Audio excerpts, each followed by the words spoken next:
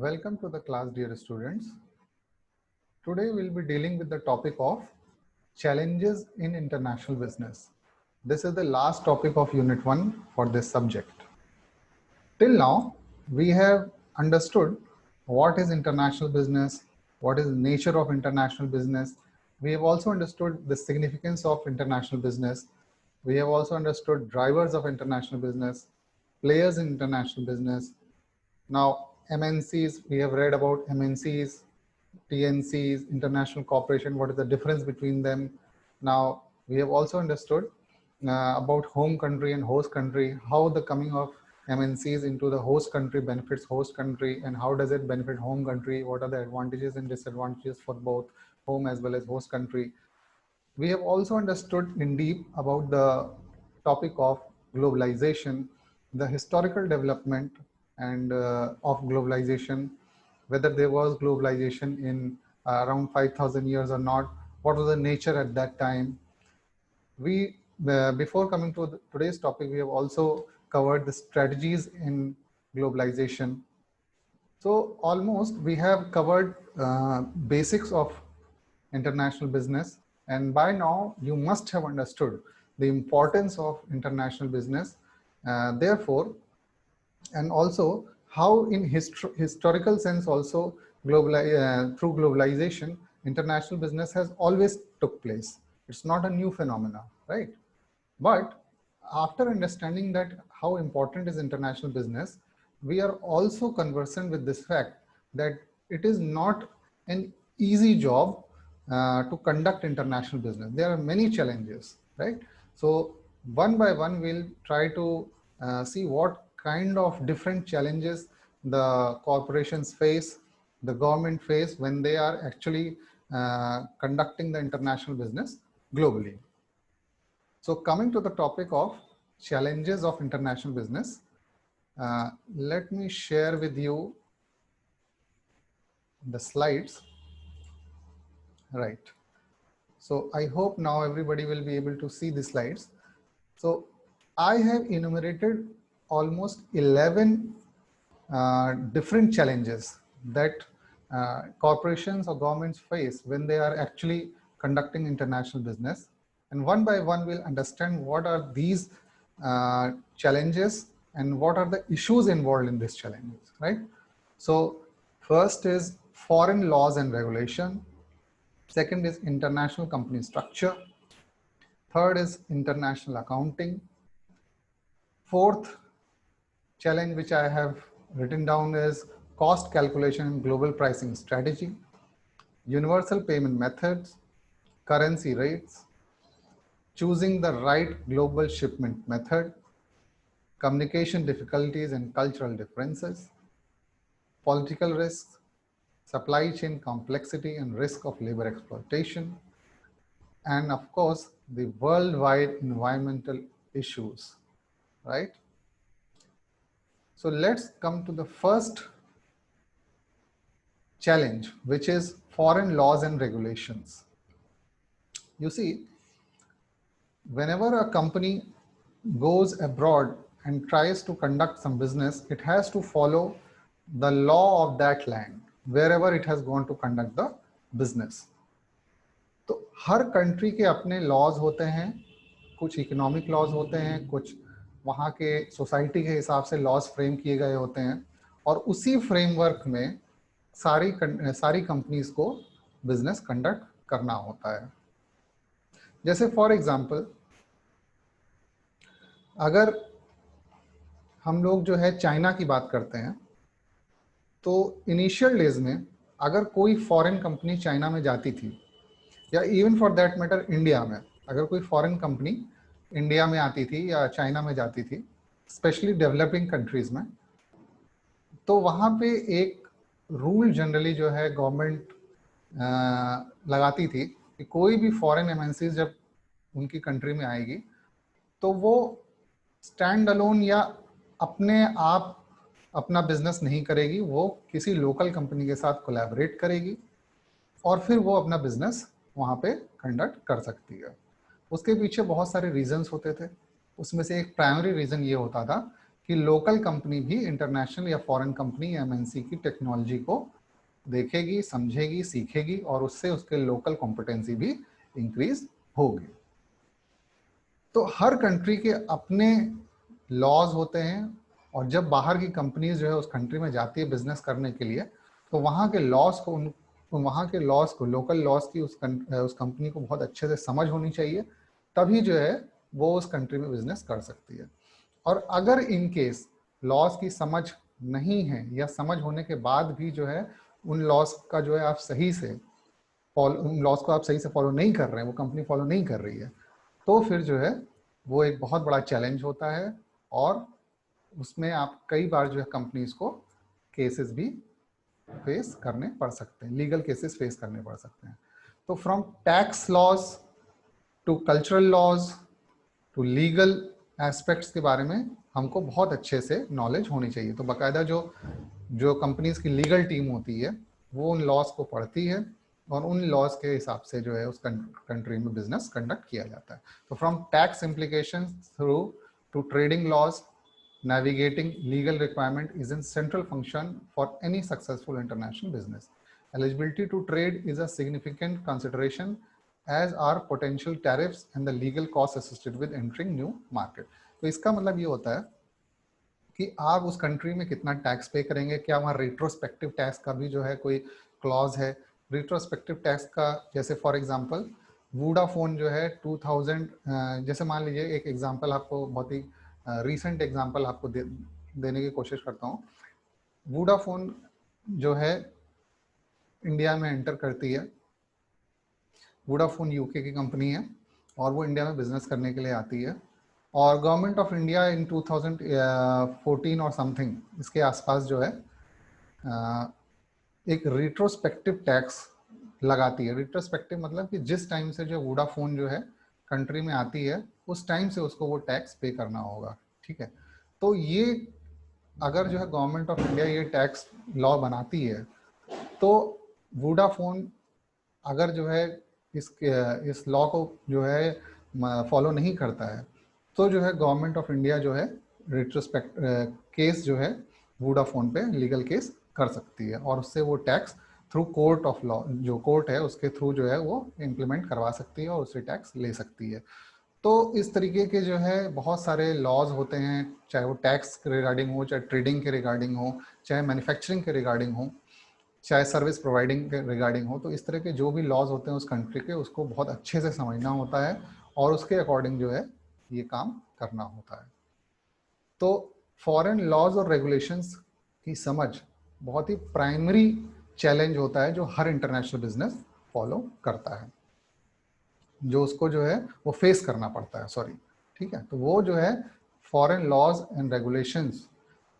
का जो चैलेंज होता है उसको इफेक्टिवली समझ पाना वो एक बहुत बड़ा चैलेंज होता है। अगर उस कंपनी की लीगल टीम एक्सपर्ट नहीं है उन चैलेंजेस को फेस करने के लिए तो इंटरनेशनल बिजनेस वो फेल हो सकता है उस कंपनी का, राइट। नेक्स्ट बिग चैलेंज है इंटरनेशनल कंपनी स्ट्रक्चर। तो कंपनी के बहुत सारे स्ट्रक्चर हो सकते हैं, क्या वो मैट्रिक्स स्ट्रक्चर में फंक्शन करेगी, क्या वो जो है सेंट्रलाइज्ड वे में फंक्शन करेगी। तो कंपनी के जितने भी आप जो है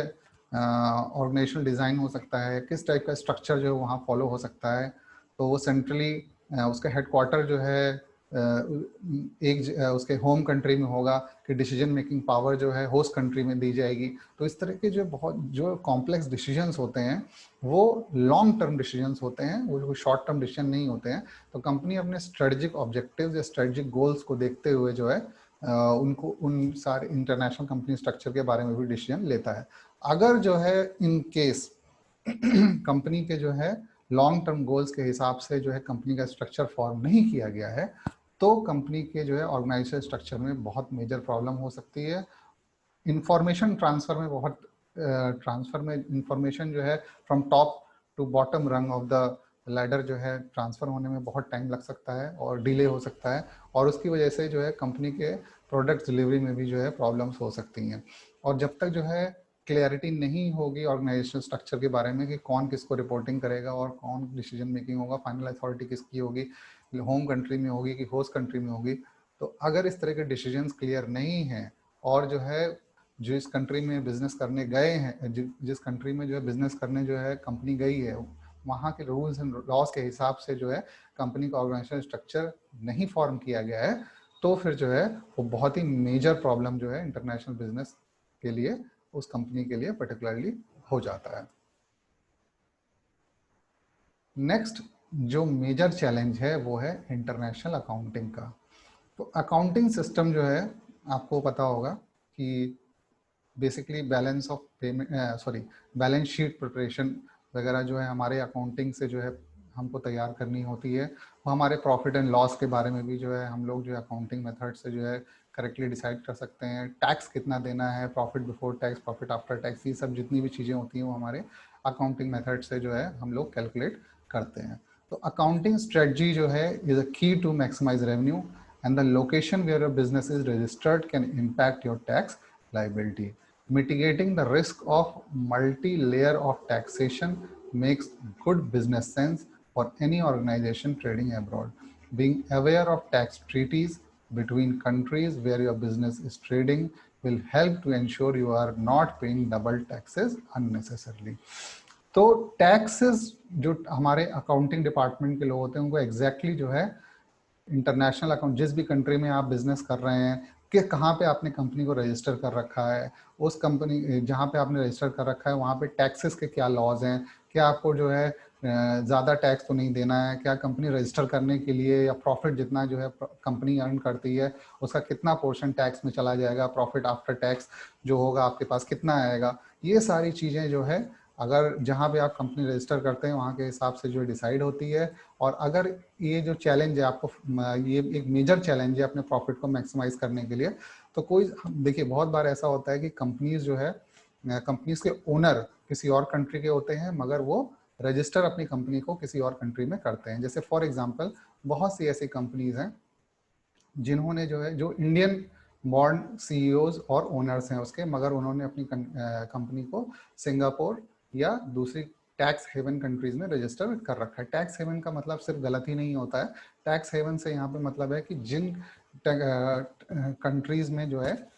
टैक्स को लेके जो है बहुत ज़्यादा रेस्ट्रिक्शंस या बहुत ज़्यादा कॉम्प्लेक्स रूल्स नहीं है, या बहुत ज़्यादा टैक्सेशन जो है कंपनीज का प्रॉफिट के बाद नहीं होता है। तो बहुत सारे ऐसे कंपनीज हैं जो जिनके ओनर्स इंडियंस हैं मगर उन्होंने सिर्फ अपने टैक्स लाइबिलिटीज़ को कम करने के लिए अपनी कंपनी को दूसरे कंट्रीज में रजिस्टर किया है। तो ये आप गूगल करके पता कर सकते हैं ऐसी कौन सी कंपनीज हैं। तो काफ़ी इंपॉर्टेंट और काफ़ी मेजर कंपनीज इंडिया की हैं जिन्होंने अपने आप को इंडिया में ना रजिस्टर करके दूसरी कंट्रीज में कर रखा है। तो अगर इन कंपनीज के जो टैक्स एक्सपर्ट्स हैं, जो अकाउंटिंग एक्सपर्ट्स हैं, अगर इनको जो है जिस कंट्री में उन्होंने रजिस्टर कर रखा है वहाँ के टैक्स लॉस के बारे में अच्छे से नहीं पता है, या इंडियन कंडीशंस के या जिस कंट्री में वो ऑपरेट कर रहे हैं वहाँ के टैक्सेशन के हिसाब से नहीं पता है, तो वो अपने रेवेन्यू को मैक्सिमाइज नहीं कर पाते हैं और उसकी वजह से भी जो है उनको बहुत मेजर प्रॉब्लम फेस करनी पड़ती है। या अगर जो है उन टैक्स लॉस को समझने के बाद भी अगर उनसे कुछ मेजर मिस्टेक्स हो जाती हैं तो वो भी उनके लिए बहुत बड़ा चैलेंज होता है उसको रेक्टिफाई करना। तो इस तरीके से हम लोग देख सकते हैं कि इंटरनेशनल अकाउंटिंग स्टैंडर्ड्स को भी समझना बहुत इंपॉर्टेंट पार्ट होता है इंटरनेशनल बिजनेस को प्रॉपरली कंडक्ट करने के लिए। नेक्स्ट है आपका जो है important challenge which cost calculation in global pricing strategy. तो जिस मार्केट में आप जा रहे हैं बिजनेस करने के लिए वहाँ पे आप प्राइसिंग क्या कैसे करेंगे, उसकी क्या स्ट्रेटजी होगी, उसके बारे में भी डिसाइड करना बहुत इंपॉर्टेंट होता है। तो प्राइसिंग करने से पहले जाहिर सी बात है कि आपको जो है अपने प्रोडक्ट की या जो प्रोडक्ट होगा, चाहे वो गुड्स हो चाहे सर्विस हो, उसके कॉस्ट के बारे में जो है आपको क्लियर होना पड़ेगा कि कॉस्ट की कैलकुलेशन कैसे करनी है। तो अगर आप कॉस्टिंग जो है अपने प्रोडक्ट की जो है बहुत इफेक्टिवली कर पा रहे हैं तभी आप प्राइसिंग भी उसकी जो है बहुत ही अच्छे से कर पाएंगे। अगर कॉस्ट कैलकुलेशन और प्राइसिंग स्ट्रेटजी में जो है आपके मेजर गैप है और आप सही से कॉस्ट कैलकुलेशन नहीं कर रहे हैं या गलत तरीके से आपकी प्राइसिंग स्ट्रेटजी हो जा रही है तो आपके प्रोडक्ट की सेल पे बहुत मेजर इफेक्ट पड़ता है और प्रोडक्ट की गलत प्राइसिंग की वजह से आपको मेजर कॉस्ट सेल्स में जो है इफेक्ट दिखाई पड़ता है। तो जिस रीजन में आप जा रहे हैं, जैसे मान लीजिए कि अगर आप हाई परचेजिंग पावर वाली कंट्रीज में जो है अपना प्रोडक्ट को सेल करने जा रहे हैं तो वहाँ पे आप जो है प्रोडक्ट की प्राइसिंग जो है ज़्यादा रख सकते हैं। मगर आप अगर डेवलपिंग या अंडर डेवलप कंट्रीज़ में या लीस्ट डेवलप कंट्रीज़ में अपने प्रोडक्ट की सेल के लिए जा रहे हैं, मगर आपने प्राइसिंग अपनी जो है उसी स्टैंडर्ड की रखी हुई है जो कि जो है आपको हाई पेइंग कंट्रीज़ में या हाई परचेजिंग पावर वाली कंट्रीज़ में जो है आपने की हुई है, तो वो जाहिर सी बात है वो मेजर मिसमैच होगा, वो गलत प्राइसिंग स्ट्रैटेजी होगी और आपका प्रोडक्ट जो है उस कंट्री में, स्पेशली लीस्ट डेवलप कंट्रीज में और डेवलपिंग कंट्रीज में सेल नहीं होगा। तो वो आप समझ लीजिए कि वो एक मेजर प्रॉब्लम होगी। और इस फैक्टर को अगर आपने ढंग से हैंडल नहीं किया तो एक मेजर चैलेंज होगा और कंपनी जो है आपकी मेजर सफ़र कर सकती है। तो आई होप कि ये वाला पॉइंट आपको क्लियर हो गया होगा। अब हम लोग जो है नेक्स्ट चैलेंज की तरफ बढ़ते हैं। चलिए, तो नेक्स्ट जो है हम लोग को देखना है यूनिवर्सल पेमेंट मेथड। तो ये बहुत ही मेजर एक चैलेंज है कि जो भी आपका कस्टमर होगा उसको आपको ऑप्शन देना है कि वो किस तरीके से जो है पेमेंट कर सकता है। तो जैसे आप आज की डेट में जो है अगर आप किसी शॉप पे जाते हैं तो आपके पास जो है चाहे तो आप डेबिट कार्ड से पे कर लीजिए, चाहे क्रेडिट कार्ड से पे कर लीजिए, चाहे आपके पास गूगल पे का ऑप्शन रहता है, चाहे आपके पास पेपाल का ऑप्शन रहता है। तो इस तरीके से आपके पास जो है डिफरेंट काइंड ऑफ जो ऑप्शंस हैं जिसके थ्रू जो है आप पेमेंट कर सकते हैं। डिजिटल पेमेंट भी कर सकते हैं, चाहे आप कैश से पेमेंट कर सकते हैं। तो जब आप इंटरनेशनल बिजनेस करते हैं तो एक अच्छी कंपनी की एक पहचान होती है, इंटरनेशनल बिजनेस करने वाली एक कंपनी जो है उसकी एक पहचान होती है कि अपने कस्टमर को वो सारे ऑप्शंस प्रोवाइड करे जिसके थ्रू वो पेमेंट इजीली कर सकता है। से फॉर एग्जांपल कि अगर वो डिजिटल पेमेंट करना चाहता है तो उसके भी मल्टीपल ऑप्शंस जो है कंपनी को देने चाहिए और सेफ ऑप्शन देने चाहिए जिसके थ्रू वो पेमेंट कर सकता है। तो determining the acceptable payment methods and ensuring secure processing must be central consideration for businesses who seek to trade internationally। तो इस बात को जो है कंपनीज को बहुत अच्छे से समझ लेना चाहिए और कौन सा पेमेंट मेथड यूज करना है ये डिसाइड करना एक बहुत बड़ा चैलेंज होता है ताकि वो सेफ रहे, सिक्योर रहे, कस्टमर की जो पेमेंट्स हैं वो इजीली सेफली जो है कंपनी तक पहुंच जाए, कोई उसमें जो है मेजर फॉल्ट या डिले ना देखने को मिले और कोई बहुत ज़्यादा जो है उसमें बहुत ज़्यादा जो है उस आपको जो डेटा फीडिंग जैसी चीज़ ना हो कि जो है बहुत ज़्यादा उसमें जो इनपुट्स मांगे जा रहे हैं। तो इजी होना चाहिए यूज़ करने के लिए। तो कौन सा जो है पेमेंट मेथड जो है यूज़ करेगा कंपनी जो है उसको ऑप्शन प्रोवाइड करेगी, ये एक बहुत मेजर चैलेंज होता है डिसाइड करने के लिए। तो multi channel payments support means businesses can let their customers choose to pay however they want, whenever they want. Business can accept in person, from a telephone and online payment. That's the philosophy of universal payment gateway. तो universal payment gateways जो है ensure करते हैं कि customer जो है कभी भी किसी भी समय किसी भी तरीके से जो है इजीली वो डिजिटल पेमेंट कर सकता है। तो बहुत सारे ऑप्शंस हैं आज की डेट में। तो accepting well known global payment method through companies like world पे, as well as accepting local payment methods such as JCB in Asia or Yandex Money in Russia. All these are the very good options which companies can explore. तो आजकल बहुत safe methods आ गए हैं और encryption policy और encryption जो है data का जो है बहुत स्ट्रॉन्ग हो चुका है। ईजिली जो है डेटा की हैकिंग नहीं हो सकती है। तो सिक्योर मेथड यूज़ करना चाहिए, ट्रस्टेड मेथड यूज़ करना चाहिए और ऑलरेडी जो मेथड्स चले आ रहे हैं जो कि ऑलरेडी टेस्टेड मेथड्स हैं उनको जो है यूज़ करने का ट्राई करना चाहिए। नेक्स्ट इम्पॉर्टेंट चैलेंज जो होता है जिसकी स्टडी और जिसकी मॉनिटरिंग बहुत इंपॉर्टेंट होती है that is currency rates, right. तो करेंसी रेट्स का मतलब क्या होता है कि जब हम दूसरी कंट्री में अपने कंपनी को जो मान लीजिए कि हमारी कंपनी है वो दूसरी कंट्री में एक्सपोर्ट कर रही है, ठीक है। तो वहाँ से जो पेमेंट की बात की जाएगी तो वहाँ से पेमेंट जो है हो सकता है कि डॉलर्स में हो रहा हो या कोई भी जो बीच में जो हमने एक्सेप्टेबल करेंसी है उसमें जो है उसका पेमेंट हो रहा होगा। तो while price setting and payment methods are major consideration, currency rate fluctuation is one of the most challenging international business problem to navigate। Monitoring exchange rates must therefore be central part of strategy for all international business. तो इस बात को हम एक छोटे से example से समझें। जैसे मान लीजिए कि इंडिया आईटी सेक्टर में जो भी एक्सपोर्ट करता है उसकी पेमेंट वो डॉलर्स में लेता है। तो मेजर एक्सपोर्ट डेस्टिनेशन जो इंडिया का जो है आईटी सॉफ्टवेयर के फॉर्म में जाता है वो यूएस में जाता है और यूरोप में जाता है, राइट। तो यूएस में अगर जो है मान लीजिए कि $1 70 रुपीज़ के बराबर है, ठीक है। $1 अगर 70 रुपीज़ के बराबर है तो अगर जब हम, इसका मतलब ये हुआ कि हमारा कोई प्रोडक्ट $1 का है, अगर वहाँ पे हमने बेचा तो यूएस हमको 70 रुपीज़ देगा, राइट। सिमिलरली अगर जो है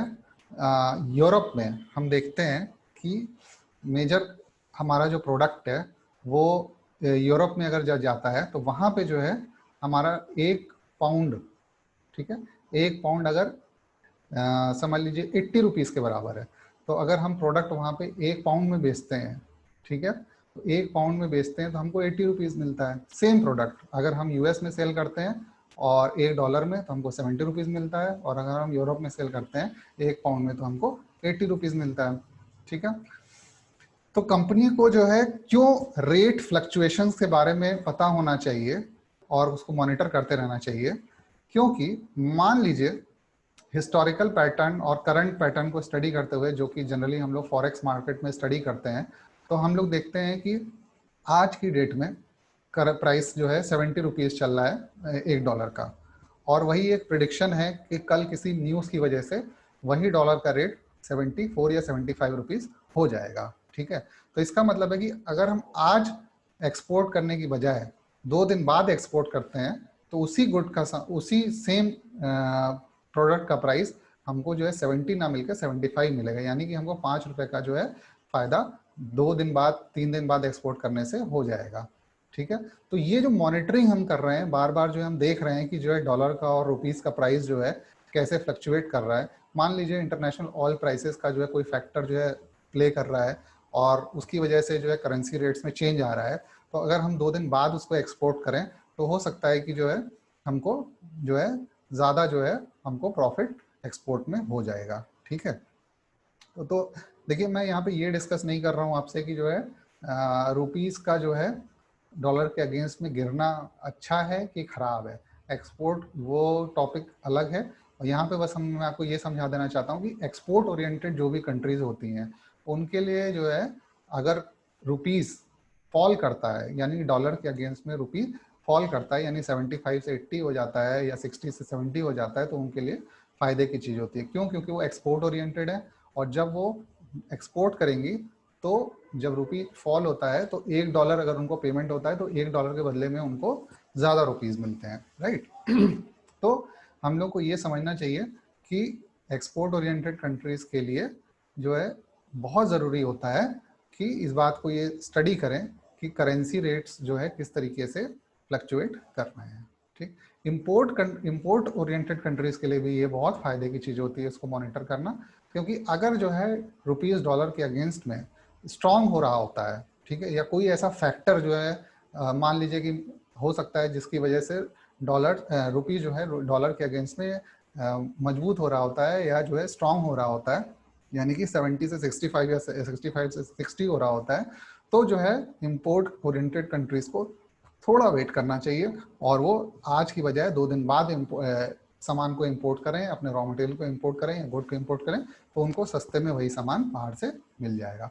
तो करेंसी रेट्स को जो है, देखिए बहुत छोटे से एग्जांपल से मैंने आपको समझाया है, मगर ये करेंसी रेट्स की स्टडी बहुत कॉम्प्लेक्स होती है, बहुत सारे फैक्टर्स इन्वॉल्व होते हैं, मगर ये एक इंटरनेशनल बिजनेस करने वाली कंपनी के लिए बहुत बड़ा चैलेंज होता है इसको समझ पाना। क्योंकि अगर जो है करेंसी रेट्स की मूवमेंट को बहुत अच्छे से जो है स्टडी करके कंपनी की स्ट्रेटजी कब जो है एक्सपोर्ट करना है, कब इंपोर्ट करना है, इसमें इसको जो है इन्वॉल्व कर लिया जाए तो कंपनी बहुत मेजर लॉसेस से बच सकती है या बहुत मेजर प्रॉफिट उसको हो सकता है। तो एक बहुत बड़ा चैलेंज करेंसी रेट्स को स्टडी करना हो सकता है और उसको अपनी पॉलिसी में कैसे इंप्लीमेंट करना है, वो भी एक बहुत बड़ा मेजर चैलेंज हो सकता है। तो नेक्स्ट जो चैलेंज है वो होता है choosing the right global shipment method. तो potential of online sales presents a huge international business opportunity for retailers in 21st century. But finding reliable, fast and cost-effective shipment and distribution methods can be a difficult balance in some market, depending on the volume and destination of your shipment. Will you send by land, sea, air or combination? तो हमको अपने सामान को, goods को जो है किस तरीके से एक्सपोर्ट करना है दूसरी कंट्री में,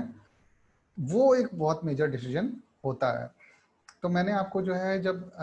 ग्लोबलाइजेशन के टाइम पे जो है समझाया था कि इंटरनेशनल एक्सपोर्ट जो है लैंड रूट के थ्रू और सी रूट के थ्रू होता था. तो पहले लैंड रूट से ही शुरू हुआ था, फिर धीरे धीरे सी रूट का जो है डिस्कवरी होती है, सी रूट के थ्रू होता है, क्योंकि सी रूट से जो है बहुत ही लार्ज वॉल्यूम में जो है एक्सपोर्ट और इम्पोर्ट हो सकता है. लेकिन आज की डेट में हम लोग देखें तो हमारे पास लैंड रूट, सी रूट और एयर रूट, ये तीनों ही रूट अवेलेबल हैं जिसके थ्रू हम इंटरनेशनल बिजनेस चाहे एक्सपोर्ट का हो चाहे इंपोर्ट का हो वो कर सकते हैं. तो कई बार हमारे लिए लैंड रूट बहुत फ़ायदे की चीज़ होती है, कई बार सी रूट बहुत फ़ायदे की चीज़ होती है, कई बार हमारे लिए एयर रूट बहुत फ़ायदे की चीज़ होती है, और कई बार जो है ये तीनों चीज़ अलग अलग पर्सपेक्टिव में निगेटिव इफेक्ट भी डालती हैं. तो कंपनी के लिए ये डिसाइड करना कि किस मोमेंट पे हमको जो है कौन सा जो है शिपमेंट मेथड यूज़ करना है, लैंड का, सी का या एयर का यूज़ करना है, या क्या कॉम्बिनेशन यूज़ करना है दोनों का, तीनों का,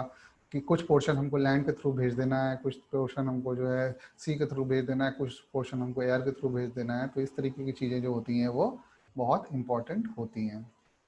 जैसे मान लीजिए कि इमरजेंसी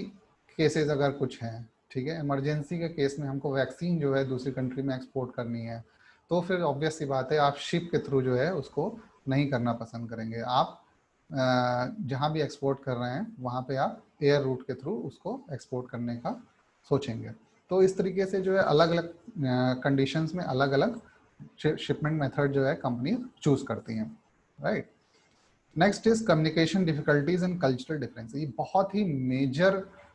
प्रॉब्लम होती है, चैलेंज होता है दूसरे कंट्रीज़ में जो है वहाँ के कल्चर को अंडरस्टैंड करना और प्रॉपरली कम्युनिकेट करना अपने आइडियाज़ को, अपनी स्ट्रेटजी को, अपनी फीलिंग को. जिस भी कंट्री में जो है आप गए हैं, अपने जिस भी प्रोडक्ट को आप ले गए हैं उसका राइट मैसेज को जो है कस्टमर के जो है पोजीशनिंग करना बहुत ही डिफ़िकल्ट टास्क होता है, बहुत मेजर चैलेंज होता है. इसको आप एक एग्जांपल से समझिए. जैसे मान लीजिए यूएस के और इंडिया के कल्चर में आप मेजर डिफरेंस इस तरीके से समझ सकते हैं कि अगर जैसे मान लीजिए कोई स्लीपर की कंपनी है, स्लीपर्स और शूज़ और फुटवेयर्स की कंपनी है, वो अगर यूएस में जो है अपने सामान को, इंडिया की कंपनी है और वो यूएस में जो है अगर एक्सपोर्ट करती है, तो उसके पास इतनी फ्रीडम या लिबर्टी होती है कि वो चाहे तो शूज़ या स्लीपर्स पे कोई भी हिस्टोरिकल फिगर का इमेज बना सकती है, राइट. अपने स्लीपर्स पे या शूज़ पे वो किसी भी हिस्टोरिकल फिगर या माइथोलॉजिकल फिगर का जो है गॉड्स गॉडेसेस का जो है इमेज बना सकती है अगर वो यूएस में उस अपने गुड्स को एक्सपोर्ट कर रही है. मगर अगर इंडिया में जो है कोई कंपनी ये काम करना चाहती है तो आप समझ सकते हैं कि जो है it is practically not possible, because यहाँ के कल्चर में इस चीज़ की परमिशन नहीं है कि आप गॉड्स या गॉडेसेस के फेस या इमेज को जो है आप स्लीपर्स पे या शूज़ पे रिफ्लेक्ट कर सकें. तो अगर आप जो है यूएस की मेंटालिटी के हिसाब से या वहाँ के कल्चरल मेंटालिटी के हिसाब से इंडिया में अपने प्रोडक्ट को डिज़ाइन करके पब्लिक के सामने जो प्रेजेंट करेंगे तो obviously you will face a backlash. और जब आप बैकलैश फेस करेंगे तो हो सकता है कि आपकी कंपनी को ultimately you have to wind up and there will be a huge loss of business when it comes to India for that particular company. तो उस कंपनी को इंडिया में जो बहुत मेजर लॉस होगा, और वो मेजर लॉस केवल इस वजह से है because it was not able to understand the cultural difference between the two country, और it was not able to appreciate the cultural aspects of particular country in which it was doing the business, right. तो communication difficulties and cultural differences ये बहुत major challenge होता है. तो ये अगर जो है कोई इंटरनेशनल बिजनेस करने के लिए कोई कंपनी जा रही है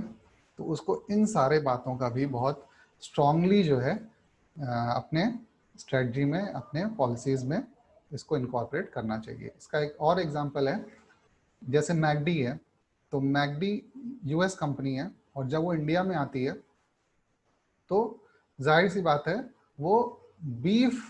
से रिलेटेड प्रोडक्ट्स या बर्गर्स इंडिया में सर्व नहीं करती है, जबकि यूएस, ऑस्ट्रेलिया, यूरोपियन कंट्रीज में वो उसका एक फ्लैगशिप प्रोडक्ट है, एक बहुत ही मेजर प्रोडक्ट है। बीफ बर्गर जो है वहाँ पे बहुत मेजर प्रोडक्ट, मगर इंडियन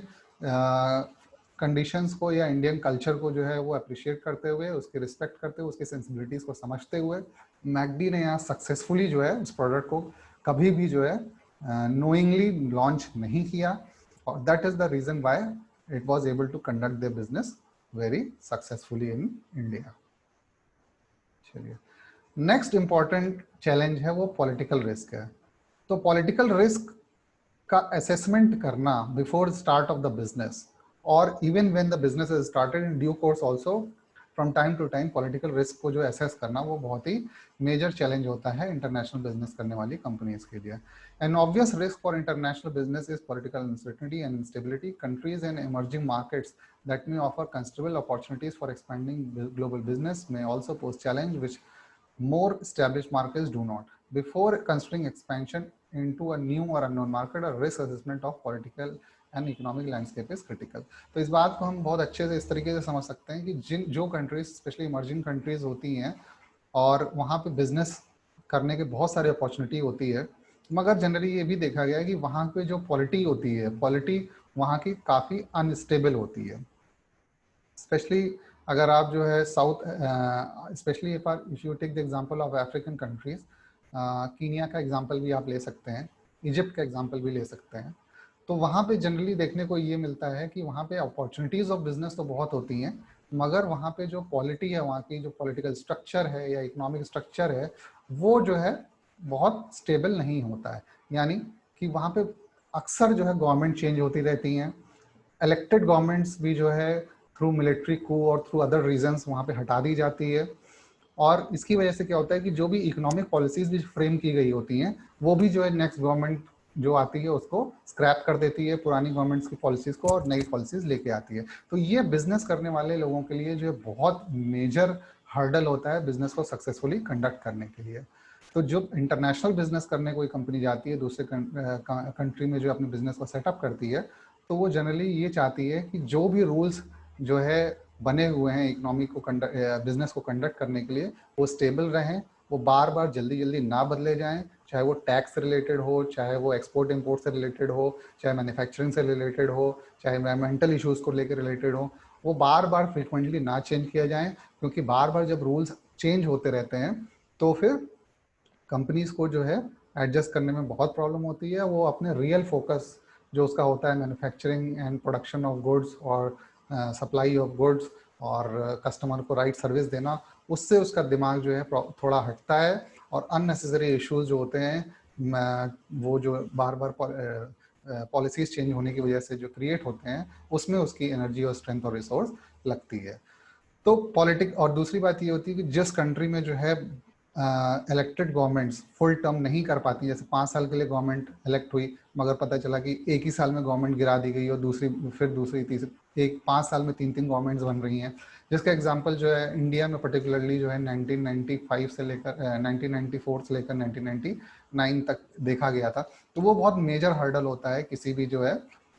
फॉरेन कंपनी के लिए इंटरनेशनल बिजनेस कंडक्ट करने के लिए। तो कंपनीज जनरली वो कंट्री या वो रीजन प्रेफर करती हैं जहाँ पे स्टेबल गवर्नमेंट्स होती हैं, जहाँ पे स्टेबल इकोनॉमिक पॉलिसीज होती हैं, जहाँ फ्रीक्वेंट चेंजेस इन पॉलिसी नहीं देखने को मिलता है, और जहाँ पे वो अपना ब्रेन, अपना रिसोर्स बिजनेस करने में प्रॉपरली लगा सकते हैं, राइट। तो अब नेक्स्ट है supply chain complexity and risk of labour exploitation. तो सप्लाई चेन बहुत मेजर इशू है। ये सप्लाई चेन का मतलब आप लोग को समझना पड़ेगा कि सप्लाई चेन का मतलब होता है कि from the point of sourcing of raw material till the end of providing the product और सर्विस टू द कस्टमर। ये पूरी जो चेन होती है या पूरा लिंक होता है from sourcing of raw material from till manufacturing, from manufacturing to supply of goods or services to the customer. तो ये जो पूरी चेन होती है that is known as supply chain. तो सप्लाई चेन अपने में बहुत कॉम्प्लेक्स चीज़ होती है, उसको मैनेज करना एक बहुत बड़ा प्रॉब्लम होता है, स्पेशली अगर लोकल बिजनेस नहीं है. लोकल बिजनेस तो फिर भी उसको हैंडल किया जा सकता है, लेकिन इंटरनेशनल बिजनेस जहाँ पे सोर्सिंग ऑफ रॉ मटेरियल जो है डिफरेंट कंट्रीज से होता है, डिफरेंट रीजन से होता है, मैन्युफैक्चर सोर्स कहीं और से किया जा रहा है, रॉ मटेरियल मैन्युफैक्चर कहीं और किया जा रहा है, और जो है सर्विस या गुड कहीं किसी और थर्ड कंट्री में जो है सप्लाई किया जा रहा है. तो आप समझ सकते हैं कि जो है सप्लाई चेन कॉम्प्लेक्सिटी कितनी ज़्यादा होती है. ठीक है. और इस पूरे सप्लाई चेन की स्मूथ फंक्शनिंग में जो भी लेबर एम्प्लॉयड है, कहीं ऐसा तो नहीं हो रहा है कि किसी भी पार्ट में, किसी भी पूरी सप्लाई चेन में जितने भी लेबर इन्वॉल्व हैं, कहीं पे किसी लेबर का एक्सप्लॉयटेशन जो है हो रहा हो. तो इन सारी चीज़ों को जो है मैनेज करना इतना कॉम्प्लेक्स होता है इंटरनेशनल बिजनेस के लिए कि अगर सप्लाई चेन में चाहे अप स्ट्रीम या डाउन स्ट्रीम कहीं भी जो है कोई मेजर रोड ब्लॉक या प्रॉब्लम या बॉटलनेक दिखता है, तो पूरी चेन में जो है उस बॉटलनेक का रिफ्लेक्शन दिखाई देता है और सप्लाई ऑफ गुड्स और सर्विसेज में प्रॉब्लम क्रिएट होती है, और अल्टीमेटली कंपनी की इमेज पे रिफ्लेक्शन आता है, और कस्टमर को सर्विस टाइम से प्रोवाइड नहीं होने की वजह से कंपनी ने जो भी इन्वेस्ट किया होता है उसका इन्वेस्टमेंट, उसमें हैवी लॉस उसको फेस करना पड़ सकता है. तो सप्लाई चेन की जो कॉम्प्लेक्सिटी है उसको जो है प्रॉपरली स्टडी करना, बॉटलनेक्स को रिमूव करना, ये एक, और एक्सप्लॉयटेशन लेबर का जो होता है उसको जो है प्रॉपरली हैंडल करना, वो एक मेजर चैलेंज है जो अगर इंटरनेशनल बिजनेस प्रॉपरली उसको हैंडल कर लेता है then that becomes a successful international business. उसके बाद हम आते हैं वर्ल्ड वाइड इन्वायरमेंटल इश्यूज पे. तो वर्ल्ड वाइड इंटरनेशनल इश्यूज पे अगर हम लोग बात करें तो हम लोग ये समझ सकते हैं कि इन्वायरमेंटल इश्यूज बहुत इंपॉर्टेंट होते हैं, और अगर हम लोगों ने सस्टेनेबल डेवलपमेंट का मेथड नहीं चुना फॉर प्रोडक्शन और फॉर प्रोवाइडिंग ऑफ सर्विसेज, तो फिर जो है हम लोग ज़्यादा लॉन्ग टर्म तक सक्सेसफुली इंटरनेशनल बिजनेस नहीं कर सकते हैं. तो यूनाइटेड नेशंस के जो है SDG यानी सस्टेनेबल डेवलपमेंट गोल्स हैं, उसके एम्बिट में जो है कंपनीज को जो है अपने प्रोडक्शन करना चाहिए, और वो सारी टेक्नोलॉजी इंप्लीमेंट करनी चाहिए जिससे कि जो है पोल्यूशन ऑफ वाटर, एयर और अदर रिसोर्सेज एक्सप्लॉयटेशन ना हो, और हम एक ऐसे इन्वायरमेंट और एक ऐसे सोसाइटी की तरफ बढ़े जिसमें जो है हम लोग एक सस्टेनेबल ग्रोथ दे सकें, और सिर्फ ऐसा ना हो कि आज की ही डेट में हम बिजनेस करने के लिए बने हों और आने वाली जनरेशन्स को हम ये बिजनेस ना ट्रांसफर कर पाएँ. तो वर्ल्ड वाइड जो है इन्वायरमेंटल इश्यूज को जो है टेक केयर करते हुए इंटरनेशनल बिजनेस करना एक बहुत मेजर चैलेंज होता है, मगर ये मेजर चैलेंज जो है सारी कंट्रीज़ को, सारे कंपनीज़ को और सारे एम्प्लॉयज़ को मिलके ज़रूर जो है फेस करना है, और इसको सक्सेसफुली जो है इम्प्लीमेंट भी करना है, ताकि इस चैलेंज से हम लोग जो है निकल पाएँ और प्रॉफिट के साथ जो है हम लोग जो है कंपनी को प्रॉफिट करते हुए जो है इन चैलेंजेस को फेस कर पाएँ. तो ये मेजर चैलेंजेस हैं जो कि जो है सारे इंटरनेशनल बिजनेस करने वाली कंपनी फेस करती हैं. और with this your first unit is completed. Thank you very much for listening to this lecture. Thank you very much.